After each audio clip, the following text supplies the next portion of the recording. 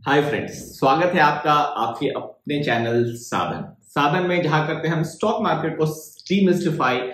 एक ऐसा ही स्टॉक, एक इंटरेस्टिंग आइडिया जो मैंने आज से 1 साल पहले डिस्कस किया था, दिस कॉल्ड IMFA। वो भी एक शॉर्ट टर्म ट्रेड था जहां पे मैंने 330 के आसपास एंट्री ली थी एंड मैंने वीडियो में बताया था कि मैं 450 पे एग्जिट कर जाऊंगा और उसमें कुछ प्रोजेक्शंस थे जो बैंग ऑन टारगेट थे and we made around good 40% in quick 2-3 months.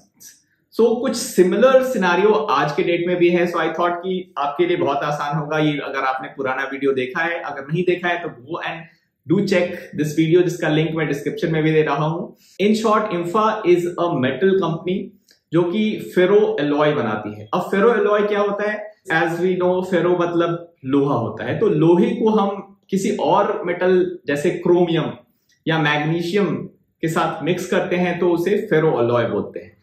जो ये ग्रुप जो है फेरो, उसके 3 टाइप के होते हैं, silico manganese, ferro manganese and ferrochrome. तो मैं आज फेरोक्रोम इंडस्ट्री के बारे में बात करूंगा बिकॉज फेरोक्रोम इंडस्ट्री में कुछ इंपॉर्टेंट डेवलपमेंट हुई है जिसका बेनिफिट IMFA को डायरेक्टली हो सकता है। Will go into little depth, फिर will come back to the stock price और गाइडेंस के बारे में लास्ट में बात करेंगे। क्वार्टरली कॉन कॉल में इस मैनेजमेंट ने क्या कहा है वो भी मैं डिस्कस करूंगा। फेरोक्रोम सप्लाई चेन के बारे में बात करेंगे, क्या नया हो रहा है, सप्लाई और डिमांड को स्टडी करेंगे and then we will take a conscious call on this stock. और मैं अपनी इन्वेस्टमेंट स्ट्रेटजी भी शेयर करूंगा last of the video. So do stay tune till the last of this video so that you develop a conviction which is central for making money in stock market. Because अगर आपको conviction development हुआ तभी आप stock को hold कर पाएंगे। अगर ये स्टॉक नीचे भी गिर जाता है 5-10%, still you will have the conviction to hold. So as a fundamental investor, मैं ये ट्रेडिंग स्ट्रैटेजी यूज कर रहा हूं जिसमें कि एक सेक्टोरल टर्न अराउंड हो रहा है, particularly for a manufacturer like IMFA. So before getting into IMFA, first मैं एक ग्लोबल सप्लाई चेन पे ओवरव्यू आपको दे देना चाहूंगा because it is very important and very central to my investment thesis. As I said that ferrochrome में chrome mix करते हैं, क्रोम जो मिक्स करते हैं उसका परसेंटेज काफी ज्यादा होता है। 1 किलो फेरोक्रोम बनाने के लिए 2.5 kilograms of chrome ore is required. So chrome ore is significant portion. So chrome ore की रॉ मटेरियल है और क्रोम ओर का सबसे बड़ा प्रोड्यूसर जो है वो है साउथ अफ्रीका, जो वर्ल्ड मार्केट का रफली 50% अकेला प्रोड्यूस करता है। Not just production of chrome ore, they actually export it to other countries like China. China is the biggest producer of ferrochromium alloy. So alloy बनाने में China is the leader and chrome ore supply करने में South Africa is the leader. और you can see through the chart that both of them are quite closely correlated because 80% of chromium ore required for making ferro alloys into China is coming from South Africa. So South Africa central हो जाता है for us to understand कि इस sector में क्या हो रहा है। मैंने पिछले वीडियो में बताया था कि लास्ट टाइम भी एक इन्वेस्टमेंट थीसिस जो बनी थी उसमें south Africa was central because वहां पे पावर कॉस्ट जो है वो हाइक हो रही थी।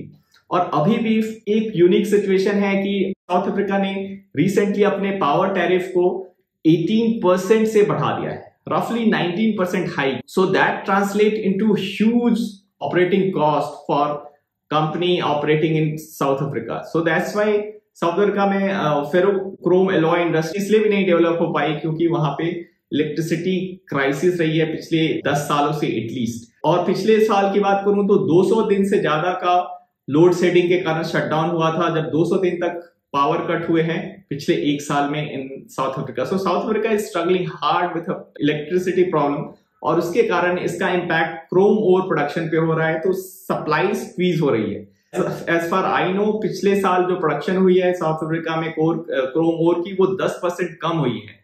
क्रोम ओर की प्राइस की सप्लाई कम होगी तो prices would go up. So that's why ferrochrome की प्राइसेस जो है वो काफी सालों से कम इसलिए नहीं हो रही है because this central supply centre is south Africa, जहां पे कभी वो इलेक्ट्रिसिटी टैरिफ बढ़ा देते हैं, कभी पावर कॉस्ट बढ़ा देते हैं, कभी उन्होंने क्रोम ओर पे एक्सपोर्ट टैक्स लगाने की भी बात की है। सो साउथ अफ्रीका में some problems are there, so उसके कारण क्रोम ओर के prices are not going to come down and thanks to the Chinese reopening also we can conclude that South Africa and China, they themselves together will keep the prices afloat.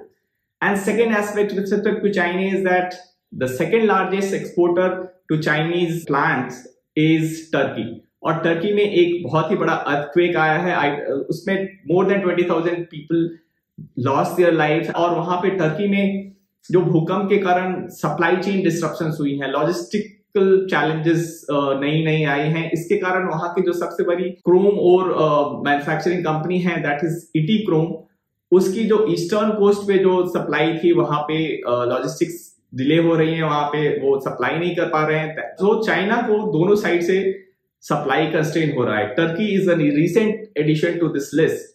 तो इन दो reason से मुझे लग रहा है that China would raise the prices for ferro alloy, और ferro alloy की प्राइसेस बढ़ेंगी तो India is a price taker, it's not the price setter. China and Africa are price setter countries, और इंडिया में अगर कोई एक कंपनी लाइक इम्फा जो के पास एक कैप्टिव क्रोम ओर माइन है जो कि काफी बड़ी माइन है, और उनको जो कॉस्टिंग पड़ती है वो मार्केट रेट से काफी कम रेट पे पड़ती है। मार्केट में chrome ore are available at 15,000 to 16,000 per ton, but as per last con call at Q3 con call में इम्फा मैनेजमेंट ने कहा है कि इनका कॉस्ट जो है क्रोम ओर माइन करने का सिर्फ 8,500 रुपये पर टन है। So that translated to huge EBITDA margin for this company. हालांकि पिछले 2 क्वार्टर में EBITDA margin has been very low, around 9 to 10% रहा है, बट अभी company is guiding for a better margin of 20%, and EBITDA per ton की बात करें तो रफली 20,000 पर टन का EBITDA they will be making in Q4। और ये एक ऐसा इंटरेस्टिंग सेक्टर है जो कि आइडियली फॉर ट्रेडर है बेसिकली, क्योंकि ये इसकी फेरोक्रोम की प्राइसेस बहुत सडनली मूव करती है और बहुत सडनली ड्रॉप होती है। सो एक इसमें वॉलेटिलिटी के साथ अगर कोई स्मार्टली प्ले करे तो ferrochrome is a good industry to bet on.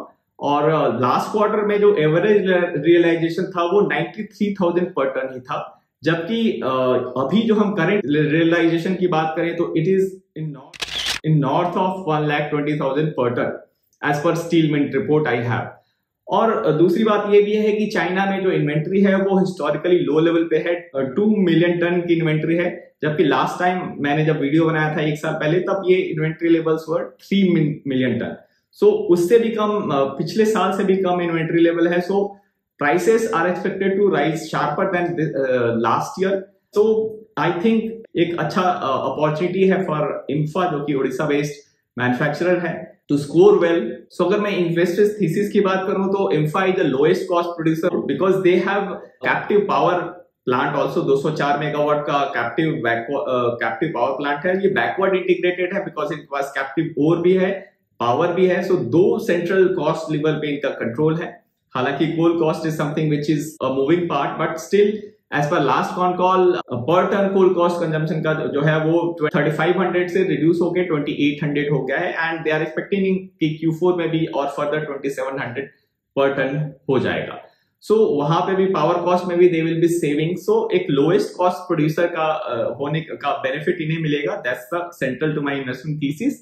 साथ ही आई एम एक्सपेक्टिंग कि वहां पे they are going to expect रफली 350 crores of funds from their sale of Utkal coal block. Actually इन्होंने कोल के लिए उत्कल कोल ब्लॉक को अक्वायर किया था, but because of certain mining rule changes they had submitted this coal block back to the government, back to the agencies, और वो coal block जो है अब वो JSPL Jindal steel and power limited को चला गया है। सो जो पैसा इन्होंने इस कोल ब्लॉक को अक्वायर करने में इन्वेस्ट किया था, that everything will be return by JSPL to them. So that is expected to happen in next 1 quarter। तो नेक्स्ट 3 to 6 month में ये पैसे आ जाएंगे। That would give positive trigger for this stock to rerate. ये company net debt basis पे almost बहुत ही डेट फ्री कंपनी है, रफली 440 करोड़ का ही डेट है। पिछले साल ये डेट फ्री हो गई थी, अभी ये 400 करोड़ डेट पे है। कि इनका interest cost is very low. Supporting tailwinds तो मैंने काफी डिटेल में बता ही दिया that price are going to stay up because you can see from the chart that consistently we have seen a drop from November to December thanks to New Year, because पिछले साल ये drop काफी ज्यादा था, 25% का था, but ये साल ये ड्रॉप मार्जिनली 5 to 10% का था। बट उसके बाद से जो रैंप अप हुआ है thanks to the South African power cost increase जो कि इफेक्टिव होगा 1 अप्रैल से। तो 1 अप्रैल के बाद तो chrome prices are going to go up in a larger proportion. So April is a time when this stock will be in the news for all the right reasons, because ferrochrome prices should step up from April because of this 18% hike by South African agencies.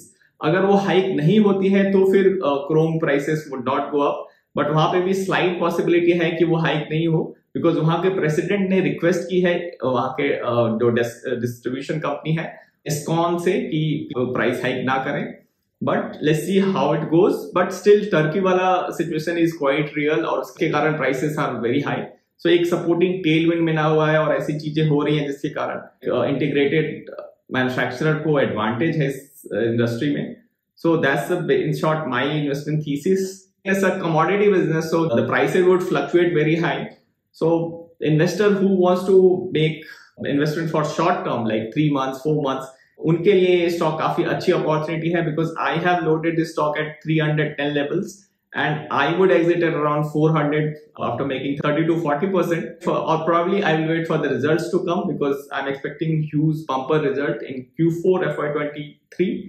So that's in short is my investment thesis in this stock. So दोस्तों, जो हमारी एक research में जो साधन की एक edge है, जो thanks to my background, so I have a fair understanding of most of the sides of the business. तो उसका बेनिफिट आप लेना चाहते हैं, which will help you make money in for the long term, then you can consider being a Sadhan member, because they get access to my portfolio knowledge and we keep discussing new stocks every month.